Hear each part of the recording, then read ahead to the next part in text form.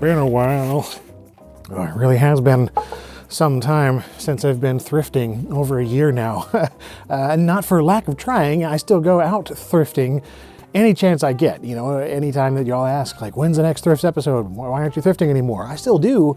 It's just, man, the selection, the luck, I guess, has not been what it used to be. Good grief, it's cold, still in the middle of the doldrums of frozen January. Anyway, yeah, LGR Thrifts episode 50. I've been wanting to do something somewhat special for this 50th episode for over a year now, but you know, it just hasn't all come together. Well, anyway, we're finally here. I went out of my way to travel a bit and find something. We're gonna show something, but let's start with our regular Goodwills. Let's go thrifting.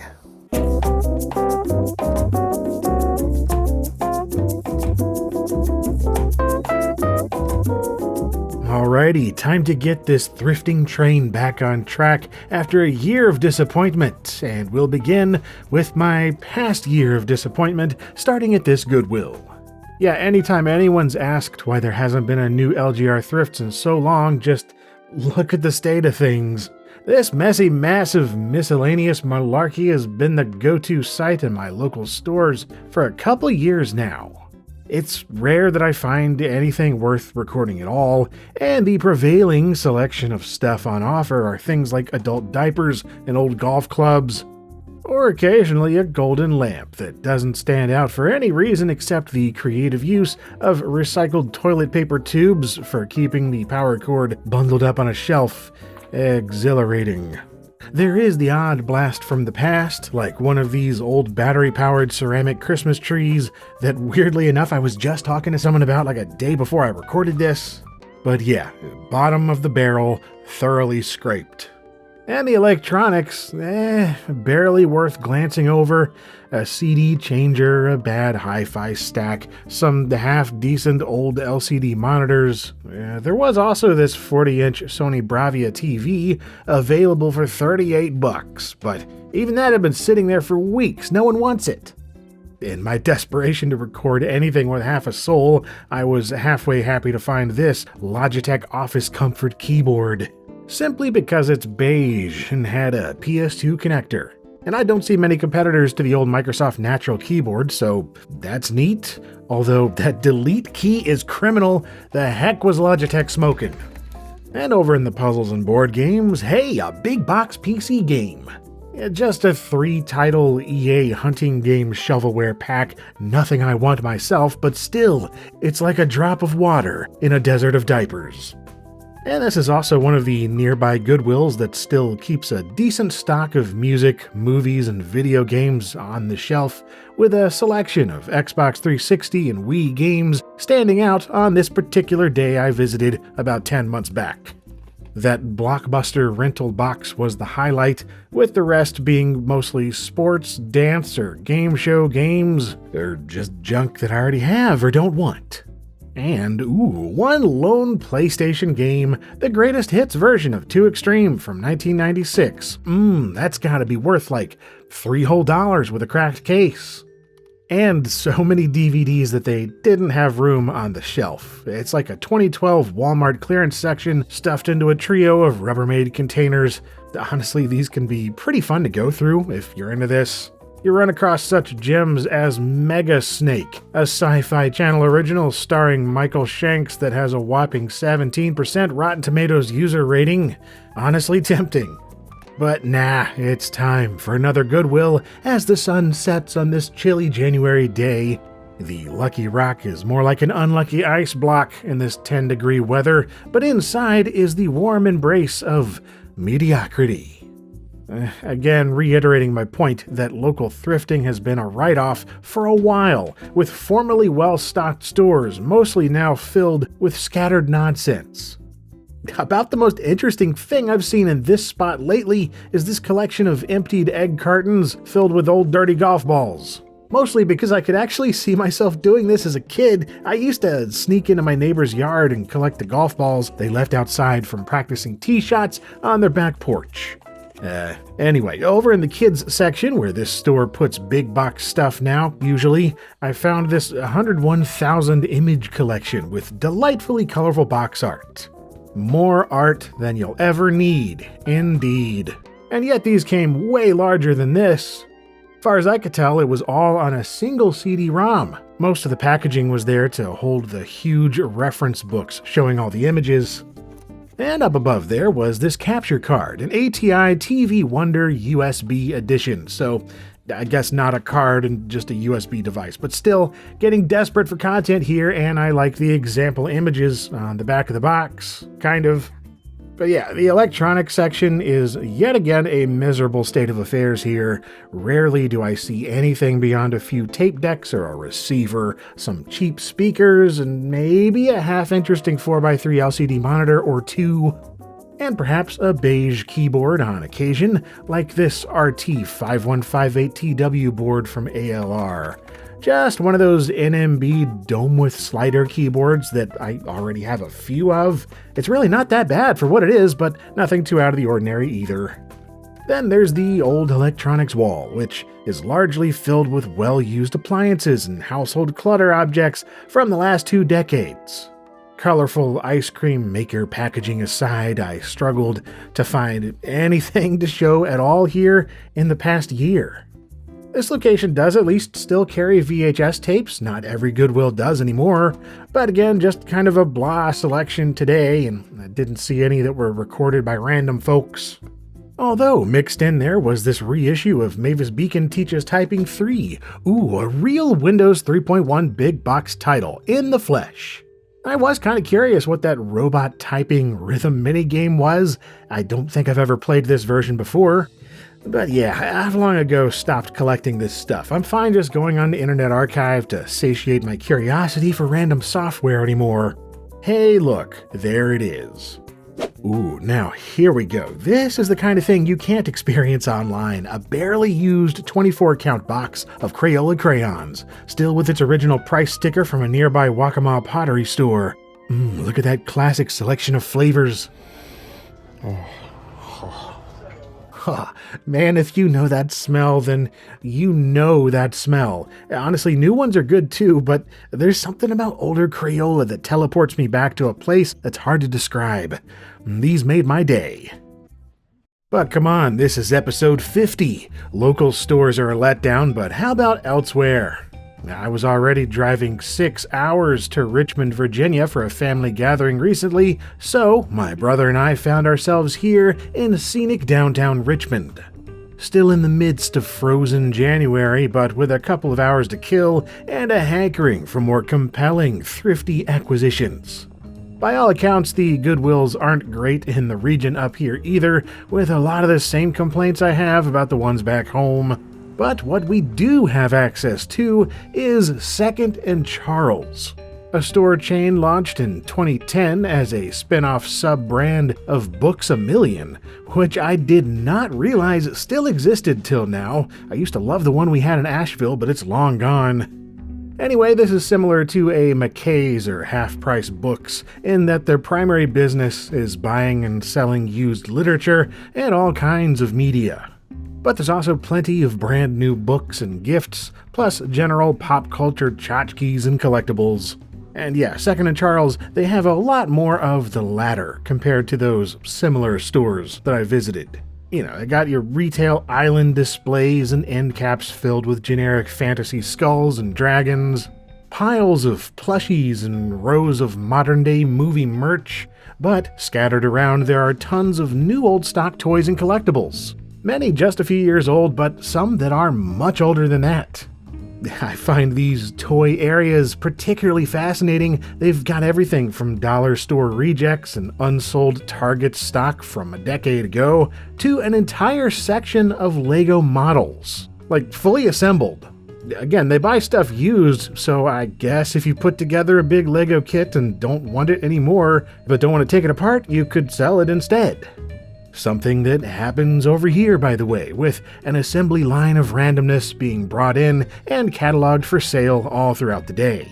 But yeah, this front corner in particular is Toy Central. It's a fun spot to browse, even if you're not particularly into toys. Though the Funko Pop invasion is gratuitous in my opinion. Like, I have a couple of these just by osmosis, but for the most part, I don't get the obsession. It really seems like a fad that would have faded in popularity by now, but I guess not. What do I know? Folks love PVC with a movie reference.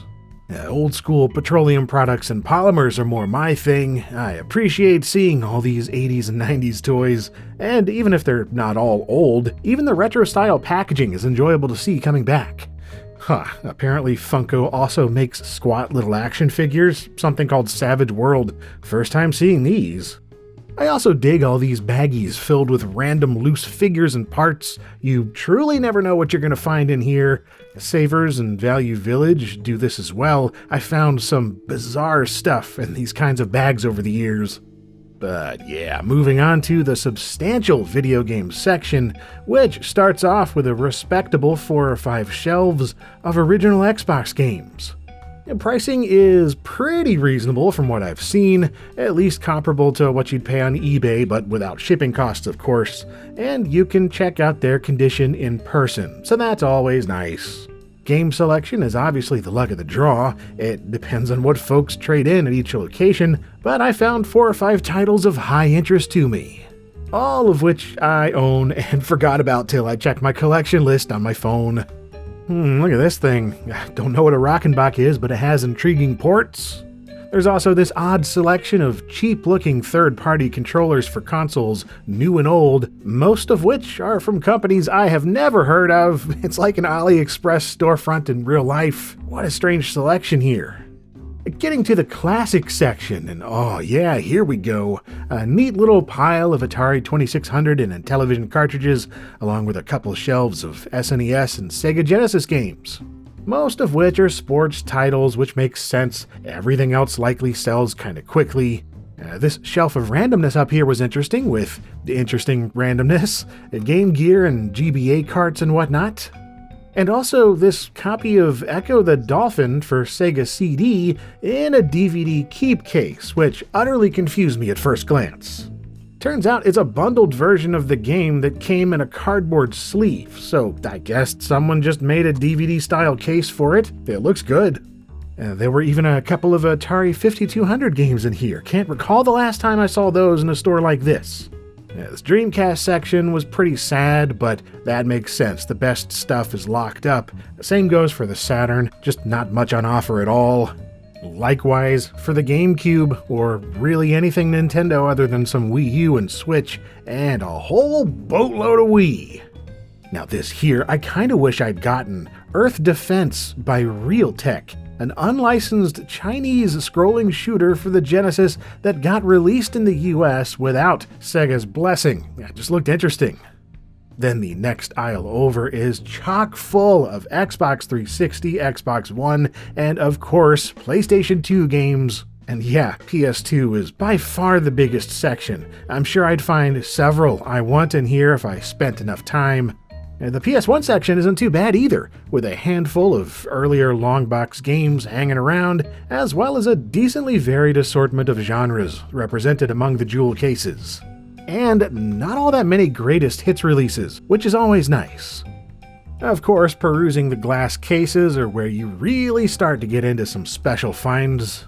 You know, your higher dollar NES, Neo Geo, Dreamcast, SNES, even a dozen or so boxed games for the Atari Jaguar, a rare sight indeed.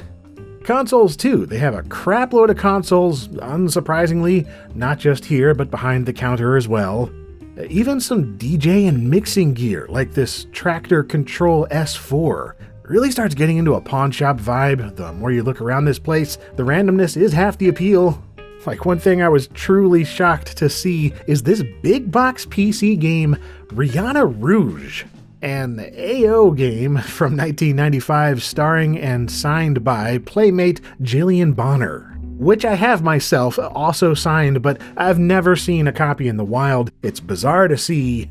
Also, instruments. Past the low-cost turntables is an assortment of YouTube apology equipment, handy in these trying times, along with wall-mounted racks filled with electric and acoustic guitars and other stringed things, again with those pawn shop vibes. Also well stocked at 2nd and Charles are comic books. Absolutely thousands of them, and absolutely not something I have any expertise on whatsoever. So allow me to just flip randomly through a couple here for B-roll that vaguely says, hey look, this sure is a whole lot of comics. More my jam is the music section, and boy do they have a fascinating bunch of stock to choose from here. Obviously vinyl records are aplenty, primarily made up of vintage releases as expected, but I saw a solid number of new releases, reissues, and special editions mixed in here as well. Again, with the kind of average market prices you find at most independent record shops, including the requisite copies of Herb Alpert, you gotta have that. But a disappointing row of dance, techno, and electronica here. That's fine though, because the main bit I enjoy browsing here is the CD section, which is just, oh man, what a sight. An increasingly rare one as stores tear down their physical media shelves. CDs are loosely separated by genre, there is at least some effort to sort things, but you really have to dive in and finger through it one by one, cause it's not sorted by artist or anything, so flip around and find out. And we sure did, especially in the religious sections, which they have the largest amount of I've seen in years. Having grown up with various Christian bookstores basically being a second home for me, family, and friends, yeah. Seeing this much CCM, CWM, inspirational, alt praise, and Christian rock and rap from back in the day in one spot again was, emotional, I guess you could say. Of course, once I got to the soundtrack section, I knew I'd be taking home some stuff, cause I love soundtracks on CD. The Matrix and Matrix Reloaded albums, dude, heck yeah. I had these pirated, but never the real things back in the day. And then I saw the most magnificent thing, just check this out. WWF Superstars WrestleMania The Album from 1993. SummerSlam Jam Nasty Boys Stomp Speaking from the Heart by Macho Man Randy Savage. The cream of the crop. There was no way I wasn't going to take this home. Another site that's become increasingly common in these kind of stores is the role-playing and tabletop section, typically with the largest spot dedicated to D&D, as you'd expect, but also some Pathfinder and Warhammer and whatnot tossed in for good measure. Then you get to the DVDs and Blu-rays, and oh my goodness, y'all. As they say, you don't fully appreciate what you have until it's gone, and this is a fine example. Being able to physically browse through thousands of movies, TV shows, documentaries, compilations, weird one-off releases, and collector's editions in one spot, it's not a big thing anymore, not in your typical retailer anyway. And having so much weird old used stuff sprinkled in here as well makes this a serious treat for anyone into physical releases of obscure films. Or anyone tired of chasing favorite shows from streaming service to streaming service as rights holders constantly change hands. My only complaint is the lack of other formats, specifically VHS. There's none that I saw. Same goes for cassette tapes for music. The aversion to tape here is weird considering their renewed interest recently. Whatever though, once I got to the budget, action, and horror sections, I was in my happy place, and I soon found some promising schlock compilations, the sort of thing I avoided like the plague 20 years ago, but now happily seek out. Like Crazed Killers, 6 mid-2000s micro-budget flicks collected by Pendulum Pictures and Mill Creek, all signs of pure quality. As well as Horror Do Not Watch Alone from TTG Direct, featuring 15 quote-unquote classic horror movies, mostly from the 60s and 70s, few of which I've heard of, but they feature some prominent folks in some capacity, so I'm sold. I was also tempted to grab the Midnight Horror Collection due to Curse of the Wolf's inclusion, but decided 21 movies was enough for one day. Besides, there was still the whole book section, like this area here, which is dedicated to pop culture cookbooks. This is the thing, I guess. Most of them unauthorized, but yeah, cookbooks based on Animal Crossing, Star Wars, Magic the Gathering, Dragon Age, Mario, friggin' H.P. Lovecraft? Sure. And one thing I always enjoy perusing at any used bookstore is the stuff behind glass. The more expensive, uncommon titles singled out for being signed by the author, being old, being historically notable, what have you. Always fun to see rare versions of stuff I recognize, but also things I've never heard of. Like apparently Marvel Books and TSR had a series of advanced Dungeons & Dragons storybooks in the 80s. They had no idea. Anyway, books. Bookstores have a lot of them, it turns out. And while I could spend an eternity going through it all here, I think this episode is getting rather lengthy as it is, and looking at 1,000 similar spines of Janet Ivanovich and Dean Koontz novels is no one's idea of a good time. So yeah, I might not have found anything at nearby thrift stores, but a Second and Charles 400 miles away came through with some gold. I am pleased. 2 low-budget movie compilations, 2 soundtracks that bring me right back to high school, and an album of some of the cheesiest cheese that ever cheesed. Do yourself the favor of blessing your ear holes with the greatness that is Randy Savage's Speaking from the Heart. Ooh, yeah. Get down. Dig it, dig it. That gets my heart. Get your heart up pumping. He gets the party jumping. He's a macho man. Oh, and those movie compilations did not disappoint. And by that I mean they disappointed greatly, which was the goal. I love a good bad movie night. Toe tags. You gotta love a movie where the director is also a lead actor, cinematographer, editor, producer, and more. Well, That's the doc. It seems like they've just started the autopsy. just now? Yeah, seems like they just found the body. Found the body? Yeah, the doc said the toe tag was missing from the body and took a while to identify it, but they're ready to start now. Well, that's weird. Anyway, that's all for episode 50 of LGR Thrifts. Once again, it's wild stuff to have that many episodes. To think this has been going for nearly a decade now, what in the world? It's been an awesome time getting to this point. And you know, as I always say at the end of these, I want to keep it going, but it really just depends on the luck of finding stuff. And increasingly, I'm going to have to be going a little more out of my way to find interesting things to show, which I do have some more ideas. So hopefully we can get some more thrifts out this year. And as always, thanks for sending in your own thrifting finds, which have been showing here on screen. I'm glad there's other folks out there having more luck than me. Thank you very much for sending that in and continuing to support the thrifting series and LGR in general. Yeah, thanks for watching.